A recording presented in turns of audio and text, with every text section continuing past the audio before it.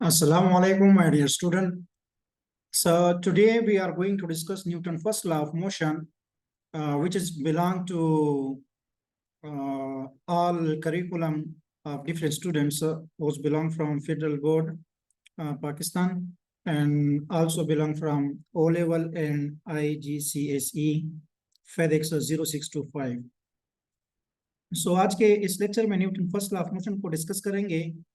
मुख्तसर डिस्कशन इस पे मैं करूंगा। Newton first law of motion ये दो पार्ट्स पर मुश्तमिल है। इसका फर्स्ट पार्ट जो है वो रेस्ट के हवाले से है, दूसरा पार्ट जो है वो मोशन के हवाले से है। So Newton first part of Newton first law of motion वो ये है, if a body is at rest it will remain at rest until no force act upon it. अगर एक बॉडी रेस्ट में है वो हमेशा रेस्ट में रहेगी जब तक उस पर कोई बाहर से फोर्स अप्लाई न करे। फॉर एग्जाम्पल यहाँ पे एक अच्छा एग्जाम्पल आप लोगों के लिए मैंने चूज किया है, वो ये है कि एक टेबलेट है, वो इस टेबल के ऊपर पड़ा है। अब इसकी कोई स्पीड नहीं है, इसकी वेलोसिटी जीरो है। जब वेलोसिटी जीरो है तो एक्सेलरेशन जीरो है, एक्सेलरेशन जीरो है तो फोर्स जीरो है। तो अब इस पर कोई फोर्स एक्ट नहीं कर रहा। तो इस सूरत हाल में, इस सिचुएशन में अब इस पर दो फोर्सेस एक्ट कर रही है। एक इसकी डाउनवर्ड डायरेक्शन में इसकी वेट की वजह से, और दूसरा एन अपवर्ड डायरेक्शन में इस पर फोर्स लग रहा है वो कांटेक्ट फोर्स की वजह से, नॉर्मल रिएक्शन फोर्स की वजह से। अब अगर इन दोनों को हमने देखे, इनकी जो एरो से हमने रिप्रेजेंट किया है फोर्स, उनके वेक्टर क्वांटिटी है, तो इस वेक्टर का ये जो लेंथ है टेल से लेकर इस हेड तक, ये लेंथ ये रिप्रेजेंट करता है magnitude of the vector, magnitude of the force here. और यहाँ रेड वाले की देखे, टेल से लेकर इस हेड तक इसकी जो लेंथ है वो भी रिप्रेजेंट कर रहा है magnitude of the force, magnitude of the weight, magnitude of the vector. अब अगर देखा जाए तो ये हेड इसका जो है वो रिप्रेजेंट करता है डायरेक्शन को।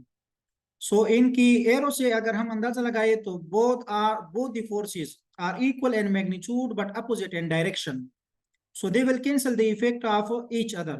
सो यहाँ पे रिजल्टेंट फोर्स हमारे पास जो बन जाएगा वो जीरो बन जाएगा।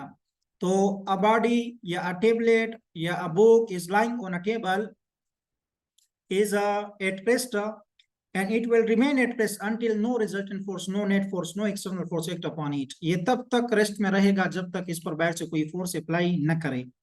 अच्छा बेटा, अब इसका जो सेकंड पार्ट है Newton first law of motion का, मोशन के लिहाज से वो क्या है? वो ये है कि न्यूटन बता रहा है कि if a body is in motion it will remain continue its motion with uniform velocity, with constant velocity, with same velocity until no force act upon it. अगर बाहर से इसको कोई डिस्टर्ब न करे तो ये अपनी मोशन को कंटिन्यू रखेगा यूनिफॉर्म वेलोसिटी के साथ, कांस्टेंट वेलोसिटी के साथ, सेम वेलोसिटी के साथ जिसके साथ वो मूव कर रही थी पहले।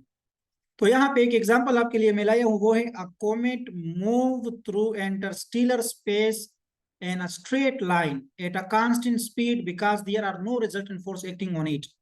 यहाँ पे एक कोमेट जो इंटरस्टेलर स्पेस के मूव कर रहा है स्ट्रेट लाइन में कांस्टेंट स्पीड के साथ। इंटरस्टेलर स्पेस क्या है बेटा? सितारों के दरमियान जो एरिया है उनको हम इंटरस्टेलर स्पेस कहते हैं। तो एक कोमेट जो मूव कर रहा है इंटरस्टेलर स्पेस में स्ट्रेट लाइन में कांस्टेंट स्पीड के साथ, स्ट्रेट लाइन में अगर मूव कर रहा है तो यहाँ से इसका डायरेक्शन हमें ये इशारे में बता रहा है। और दूसरा, इसकी स्पीड कांस्टेंट है, तो अगर स्ट्रेट लाइन हम कांस्टेंट ले और स्पीड कांस्टेंट ले तो ये बन गई हमारे पास वेलोसिटी। तो Newton first law of motion में जो सेकंड पार्ट है मोशन के लिहाज से, तो उसमें हम वेलोसिटी की बात करते हैं, याद रखिए स्पीड की बात नहीं करते।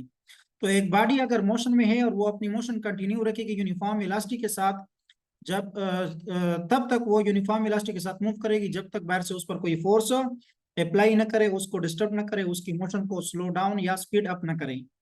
तो यहाँ पे अगर एक बॉडी यूनिफॉर्म वेलोसिटी के साथ जा रही है, इसका मतलब क्या है? इसका इनिशियल और फाइनल वेलोसिटी सेम है। तो एक्सेलरेशन की इक्वेशन में अगर हम देखें कि acceleration a is equal to change in velocity पर यूनिट टाइम, तो चेंज इन वेलोसिटी हमारे पास बराबर है vf माइनस vi। चूंकि यहाँ पे हमारे पास तो यूनिफॉर्म वेलोसिटी है, यूनिफॉर्म वेलोसिटी तो वो है कि जिसमें इनिशियल फाइनल दोनों सेम हो। तो यहाँ पे इस केस में हमारे पास एक्सेलरेशन जीरो हो जाएगा। अगर एक्सेलरेशन जीरो हो जाता है तो फिर जो हम फोर्स की बात करते हैं कि कोई फोर्स इस पर बाहर से एक्ट नहीं करेगा, तो Newton second law of motion की इक्वेशन है हमारे पास F is equal to ma। तो वहां पे अगर एक्सेलरेशन a को जीरो पुट करते हैं तो वो फोर्स भी, resultant force, net force, external force, वो तमाम के तमाम हमारे पास क्या हो जाता है? जीरो हो जाता है। और इस पर कोई एक्ट नहीं करता बाहर से, तब तक ये फिर अपना मोशन कंटिन्यू रख सकता है यूनिफॉर्म वेलोसिटी के साथ। तो ये दो एक अच्छी एग्जांपल थी हमारे पास Newton first law of motion को एक्सप्लेन करने में हमारी को बहुत ज्यादा सपोर्ट करेंगे। तो a book is lying on a table is always at rest if there is no external force act upon it। अब अगर इस पर कोई बाहर से फोर्स अप्लाई न करे तो ये बुक या ये टेबलेट जो इस टेबल के ऊपर पड़ा है वो हमेशा रेस्ट में रहेगा। ये एक एग्जांपल थी। दूसरी एग्जांपल हमारे पास एक कोमेट है। कोमेट मूव कर रहा है इंटरस्टेलर स्पेस में स्ट्रेट लाइन में कांस्टेंट स्पीड के साथ। तो यहाँ पर इस पर कोई फोर्स बाहर से नहीं लग रही, जिसकी वजह से हम कह सकते हैं कि ये हमारे पास क्या है, यूनिफॉर्म वेलोसिटी के साथ कंटिन्यूली मूव करेगा और ये second part of the Newton first law of motion है। अब इसके अलावा थोड़े से एक दो एग्जांपल इनसे रिलेटेड मैं आपसे पूछूंगा और अगर आप लोगों ने आंसर दिया तो वेल एंड गुड, अदरवाइज आप लोगों के इल्म में थोड़ा सा इजाफा Newton first law of motion के लिहाज से हो जाएगा। अब यहाँ पे देखिए लीमा एक स्टूडेंट है, वो ऑनलाइन रिसर्च कर रही है और उसने क्या देखा कि एक मून ऑर्बिट कर रही है अर्थ के अराउंड एट कांस्टेंट स्पीड के साथ 2000 माइल पर आवर के साथ। अब वो कह रही है कि ये हमारे पास example of Newton first law of motion नहीं है। तो क्या ये सही बोल रही है या गलत बोल रही है, आपने एक्सप्लेन करना है। एक दफा फिर देखिए लीमा एक स्टूडेंट ऑनलाइन रिसर्च कर रही है कि मून ऑर्बिट कर रहा है अर्थ के अराउंड एक कांस्टेंट स्पीड के साथ। एक कांस्टेंट स्पीड के साथ वो स्पीड कितना है, 2000 माइल पर आवर। और वो कह रही है कि ये example of Newton first law of motion नहीं है। तो बिल्कुल यहाँ हम कह सकते हैं कि लीमा जो है वो करेक्ट है, वो सही कह रही है, क्योंकि Newton first law of motion की सेकंड पार्ट में जो मोशन के लिहाज से है उसमें हमने स्पीड की बात नहीं की कि कांस्टेंट स्पीड, हमने कहा कि वेलोसिटी कांस्टेंट होनी चाहिए। यहाँ पे अगर हम ऑर्बिटल पाथ में देखें तो ऑर्बिटल पाथ में हर एक मूवमेंट पे, हर एक इंस्टेंट पे, हर एक लम्हे पे ये मून अपना डायरेक्शन क्या करेगा, चेंज करेगा। तो वेलोसिटी में तो हमारे पास डायरेक्शन और magnitude of the speed both constant होने चाहिए, तब हमारे पास यूनिफॉर्म वेलोसिटी कहलाएगी। तो चूंकि यहाँ पे यूनिफॉर्म वेलोसिटी की बात नहीं हो रही है, कांस्टेंट स्पीड की बात हो रही है, तो इसलिए लीमा करेक्ट है और ये हमारे पास Newton first law of motion का पार्ट या एग्जाम्पल नहीं है। अब इसके अलावा एक दूसरा बहुत अच्छा एग्जाम्पल मोशनल पार्ट के लिहाज से ये हमारे पास एक एग्जाम्पल है कि if there are no external force acting on the car, अगर यहाँ पर इस कार पर बाहर से कोई फोर्स आप अप्लाई न करें, external force, net force, resultant force, every force, तो ये कार मूव करेगा कांस्टेंट वेलोसिटी के साथ। तो ये तो हमने अभी Newton first law of motion में पढ़ा है कि अगर एक बॉडी मोशन में है और वो अपनी मोशन कंटिन्यू रखती है यूनिफॉर्म वेलोसिटी के साथ, और अगर इस पर बाहर से कोई फोर्स अप्लाई न किया जाए तो फिर वो यूनिफॉर्म वेलोसिटी के साथ हमेशा घूमती रहेगी, हमेशा अपनी मोशन को कंटिन्यू रखेगी। लेकिन यहाँ पे इन्होंने एडिशन किया है एक चीज और, वो ये है कि what is the value of the fractional force here in the diagram.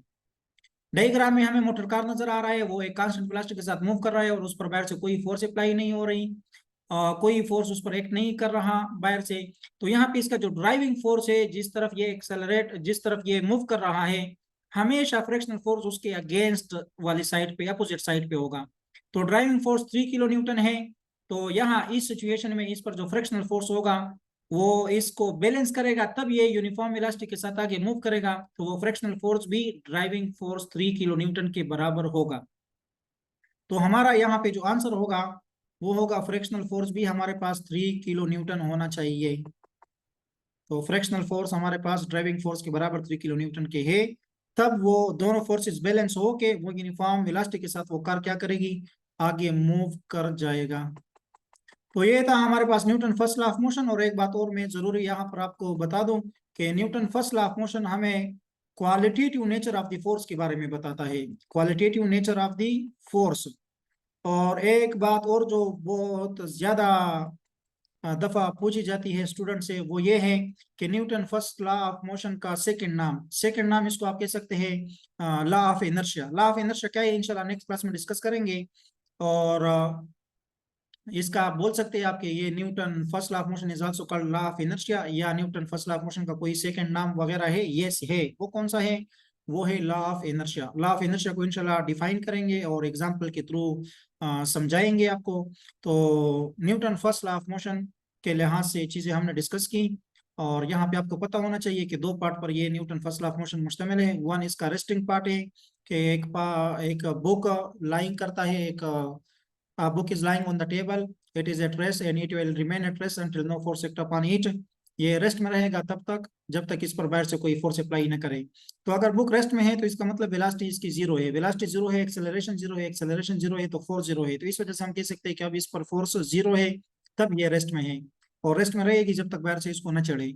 और सेकंड पार्ट इसमें आपने क्या पढ़ा मोशन के लिहाज से, कि अगर एक बॉडी मूव कर रही है, ये मोशन में है, तो वो अपनी मोशन को कंटिन्यू रखेगी यूनिफॉर्म वेलोसिटी के साथ।